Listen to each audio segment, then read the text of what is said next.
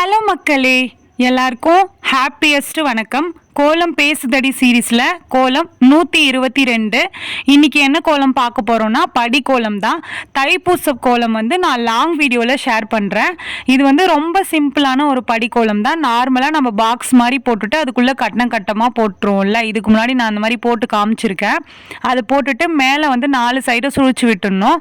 சுழிச்சு விட்டுட்டு உங்களுக்கு எவ்வளோ பெரிய கோலம் வேணுமோ அந்த அளவுக்கு ஸ்டார்டிங்லேயே பாக்ஸ் நல்லா பெருசாக போட்டுக்கோங்க. சைடில் 4 கோடு 3 கோடு அந்த மாதிரி போட்டுட்டு லீஃப் கனெக்ட் பண்ணுற மாதிரி அதுக்குள்ளே பெருசு சின்னது அந்த மாதிரி. அதுக்கப்புறம் நான் சைடில் எம்டியாக இருக்குன்றதுனால அந்த லீஃப்க்கு பக்கத்தில் 4 கோடு திரும்பவும் போட்டு ஒரு ரவுண்ட் ஷேப்பில் போட்டு அந்த ரவுண்டை ஜாயின் பண்ணிட்டேன்.